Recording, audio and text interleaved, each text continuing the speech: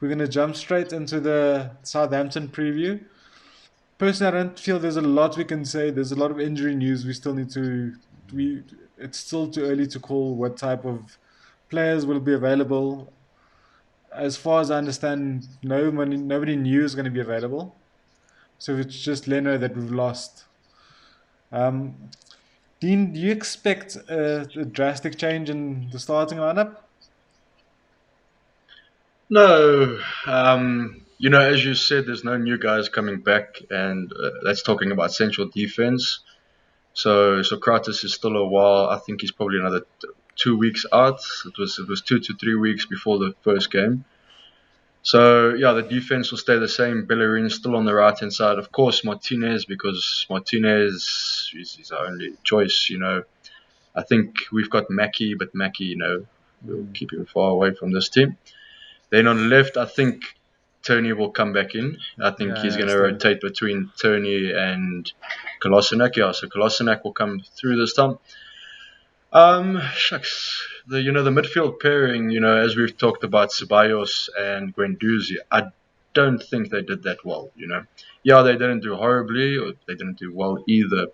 And it wasn't the strongest midfield that you're going up against. Although I do believe, forgot the player's name from Brighton, he had like seven professional fouls without a yellow card. Yes, I don't know if. what was his name? It starts with a B. Yeah.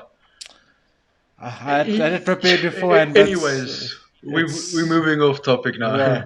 So, to be honest, it would be nice to see Maitland Niles in there. Yes, I was Um, sorry. I you was know, waiting for the midfield, especially to interrupt you. Uh, I was. It sounded like you were going with the Guendouzi Ceballos midfield. so I'm Uh, not here. I'm adamant at this stage. He needs to put something else in there, and with what we've seen in the friendlies, Maitland Niles has played there. So I think he needs to change it up and needs to put in Maitland Niles and give him a go. If it doesn't work, it doesn't work. Yes. So I'm more thinking of, let's go with the Maitland Niles and Guendouzi with the Ceballos up front. I mean, behind the striker or in Ozil. But I'm not too sure exactly how far Ozil is or what his story is there. So let me go with Ceballos there. So yeah, I'm going to go with Maitland Niles, Guendouzi, Ceballos in the front. And then it would be nice to see Pepe on the right and Saka on the left. It is a bit sad because I really like Martinelli, but after the first two games that Saka's had, he deserves to keep his place, as well as Pepe for his goal and his contribution to our attacking play. And then, yeah, striker, you know, just touching on it now with the whole Aubameyang not looking in good touch and, Laka either. Maybe to give Martinelli a chance up front. Remember this kid in the beginning of the season? That's how he broke through the teams, was in the Europa League playing as a striker. And how many goals did he score there? I think he scored. Shucks, I think he scored his first 10 goals in less games. Yes. So, maybe we need to give this oak a bit of a chance as a striker and see how he can come out because he scored a lot of goals in the Europa League in the beginning of the season. So, that's my team. Mike, any changes you would make to Dean's 11? Well, not really, Bren. I quite agree with Dean's team. I would like, obviously, to see Tierney back. I'd like to see a midfield partnership of Maitland Niles and Guendouzi. I think Ozil needs to start and Ceballos maybe drop to the bench. If Pepe doesn't start the next match, then I don't know what he needs to do to get there a run of games. Uh, Obviously, I'd like to see Aubameyang up front, but if he doesn't start, I agree with Dean that Martinelli should get the nod, and Saka's look up brightest player since he's come back, so he should start on the left. Just on the Ceballos situation. Um, I know all players that contracts expire or need to be extended on or before the 26th of June. Right, so that's the Friday.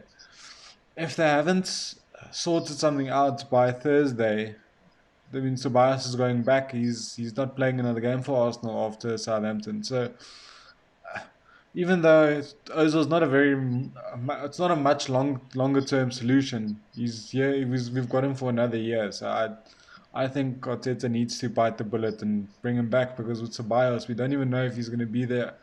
He's probably going to fly back to Madrid after the Southampton game, well, as it currently is. So that's also something we need to consider.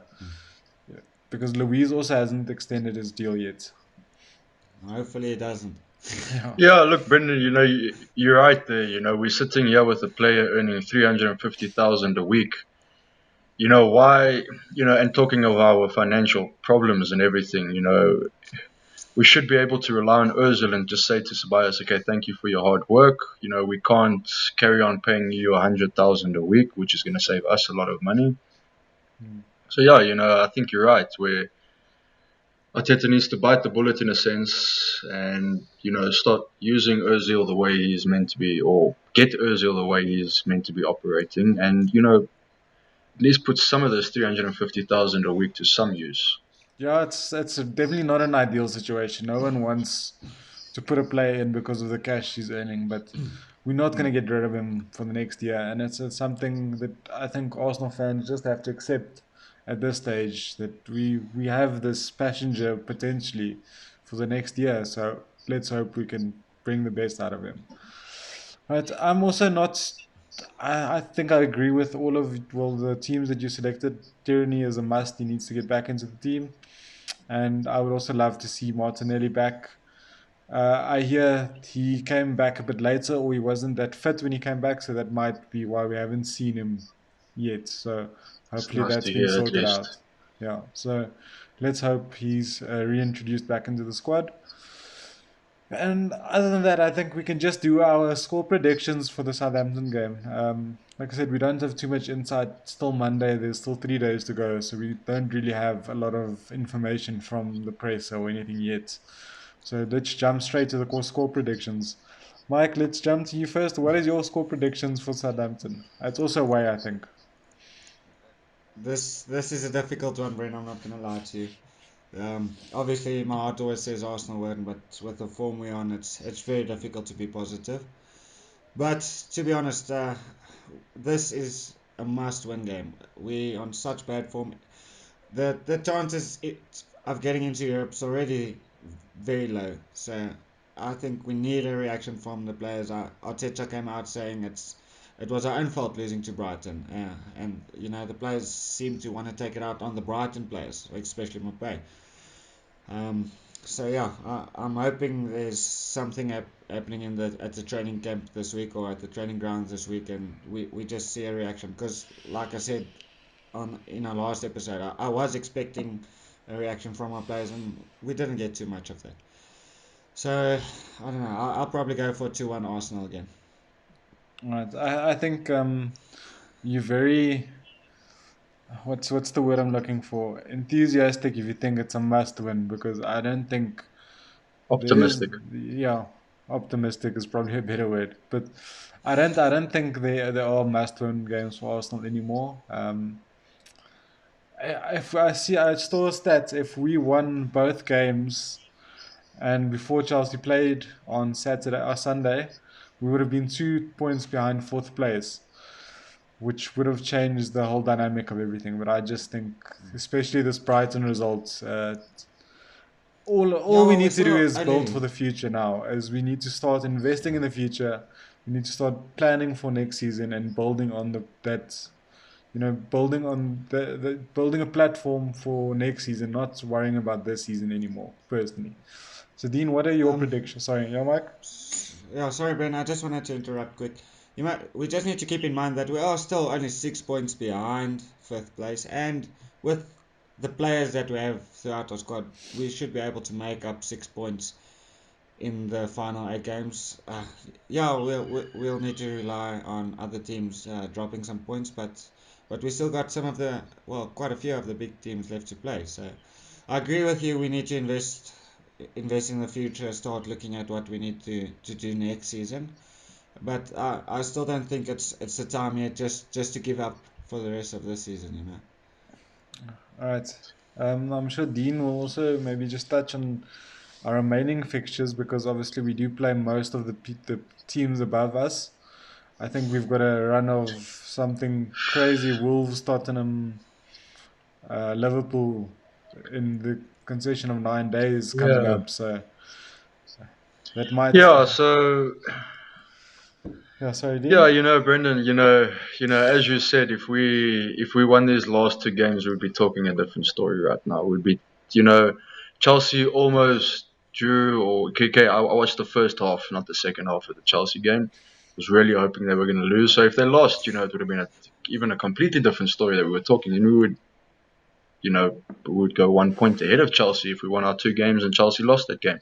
Yeah. So it's all talk, and if this happens and if that happens, but you know, you can never throw in the towel because you don't know what can happen. There's been Premier League titles, Oaks leading 13, I think 12 or 13 points. Newcastle was leading Man United that one year, and look, Man United won the Premiership that season. So you can never throw in the towel. But yeah, I do agree with Brendon that I feel, in a sense, we pretty much got to play without any pressure. Let the players just go out there, have fun, build towards the way we want to play. It's funny to say, but who cares if we lose 3-0 going out as long as we build towards winning one day. You know what I mean? Which is what we thought we were doing, which didn't end up happening. So yeah, it would be nice just to see us rather playing the way we want to play than this whole conservative defensive type of structure that's not even helping us at the end of the day. It'd be nice Yeah. just to see the Oaks let loose and just finish the season off with a smile. But yeah, I agree. I think even to make Europa is going to be hard. I think Wolves are a better team than us. I think Sheffield defensively, we're not going to be able to break Sheffield down, and Sheffield's going to catch us on the counter attack. You know what I mean? So correct me if I'm wrong. I think we do also have Sheffield left. Eh? I think the Sheffield game is the FA Cup game, Yeah, it's the FA Cup game. Okay. Sorry. but Okay, but I so can understand what you're saying. It's difficult to catch Sheffield in any case in the table. I mean, and let let's not even alone talk about the Tottenham. games. Look at Tottenham drawing 1-1 to Man United. Who would have thought that Man United was supposed to run them riot? Hmm. And Man United themselves now with Paul Pogba and Bruno Fernandes in that midfield. Do you think our midfield's going to have a chance? Not at the moment. No, Sorry. no, but no. No matter how on form our midfielders are or anything like that, they're not going to be able to put up with Bruno Fernandes and Paul Pogba. They're going to get run riot in there, Hmm. let alone the Liverpool midfield. So All right, Dean. yeah, I, Let's I don't see us winning those what's games. your score prediction? Score predictions Yeah. against Southampton. As an Arsenal fan, I would say 3-2. As a neutral, I see us losing the game again, sadly. Well, The morale's not high. Southampton at home, Southampton are good counter-attacking football teams. They've got Shane Long, they've got Danny Ings Danny on form. Ings, who's back on form. Yeah, his form went down before lockdown and everything, but there he comes back and scores a goal. So I believe his form is now going to skyrocket all of a sudden again. So sadly, as a neutral, I see us losing 2-1, same result as the weekend. Oh, funny, not any of our results have been right yet. Yeah. Even the City where you called we're gonna lose, we lost by a much bigger margin than you called. Well, So I did um, call City's scoreline right. I just didn't call our scoreline right. I said that's right. Yeah, 3-2 was. that's right. So I'm gonna go with a 2-2 draw against Southampton. Um, I just feel if Arteta goes with the lineups similar to what we mentioned, we'll have enough attacking in the attacking sense to pin them back and score a goal or two. But like you mentioned, there's just no knowing how many goals we're going to concede throughout the game. So I'm going to go probably with the most conservative scoreline and say a 2-2 draw again. I think it's the same scoreline I called for City. But yeah, I think that's it for our preview this afternoon. Anything else that we need to touch on before we end the podcast? I know there's a lot of things that happened behind the scenes and news that came out, especially with the Guendouzi situation. Anything you wanna talk about regarding that? Oh, we can touch on the Guendouzi situation. I even saw Ian Wright come out and say, Arsenal needs more of these kind of players. Which, on a sportsmanship side, you would think there's something wrong, but you could see how much it upset him. Yeah, but You could see how much. before, why didn't he do that when Leno was stretched off, or why wait until we concede a goal, and then the game's over, then you get frustrated Look, I and think, it boils over. you know, I think, I think the fact that Neil Mupai also scored the goal just made it that much worse. You Yeah, know what I no, mean? obviously. Where you could see the Arsenal players felt that he should have been sent off and that he should never have been there to score that goal in the end. So I think that's why the reaction was the reaction at the end, because of the goal scorer and losing at the end. Yeah, I just would have liked to see some passion after the incident. Not, I mean, Mm, I'm not. I don't go up and choke the guy out like he did at the end, but I mean, just showing some fight. I was listening to the Oscars, right? In the olden days, Arsenal, you'd have seen if it was like not even that long ago, the Colo Tourés, those type of players, if that happened with their teammates, the next tackle they would have put in on Mopay, he would have known he was in a tackle, they would have left a bit on him. no, they All right, and probably would have broken his leg. Yeah. you don't really see that, and it's not the intention to hurt the player. It's just, hitting him back to say, you're in a scuffle now. You hurt one of our players. You don't. There's nothing like that. There's no reaction in game like that anymore. So that it's are the players disconnected from the badge, from the club? Don't we have players that are that interested or in love with Arsenal anymore in a sense like we used to? Is the club, I don't know, are we seen as a lesser club where people just come to as a stepping stone now? Maybe, I don't know. It feels like there's not that connection between the players and the badge anymore. Where when you go a few years back, it felt like we had a lot of players playing for the badge as well. Brent, just quickly to touch on that Guendouzi incident at the end of the match. Well, obviously it was a lot of frustration. It was obviously Mopé. He scored the winning goal. They weren't very happy with him, but I don't know if you guys saw during the final seconds of the match, Mopé was running past Guendouzi and Guendouzi barely laid a hand on him, Mm. and he went down clutching his stomach. I don't know, as if he just got hit by a truck. I don't know. So that obviously sparked the reaction a bit more as well. But I do get what you're saying. We don't have that aggression throughout our players, throughout our club anymore. We used to be very robust, very physical, and it's quite clear. All the teams in the Premier League can feel they can come up to Arsenal and always win the physical battle. Yeah. So, well, we had a bit of fortune on our sides. He didn't get the 3 match suspension, which seemed likely at a stage. So it's the one thing I think from the restart that's gone our way, in a sense. Okay, Yeah. but guys, thanks again for joining me. I think it's been difficult because there's not a lot of positives we can talk about, so it's not always the easiest conversation to have. But at least we can talk about football again. At least there are games we can assess and look at and enjoy or not enjoy that much of being an Arsenal fan. So thanks for being in and thanks for sharing your knowledge with me and your insights. Thanks, Thanks for guys. having us, Cheers. Bren. Cheers. Bye.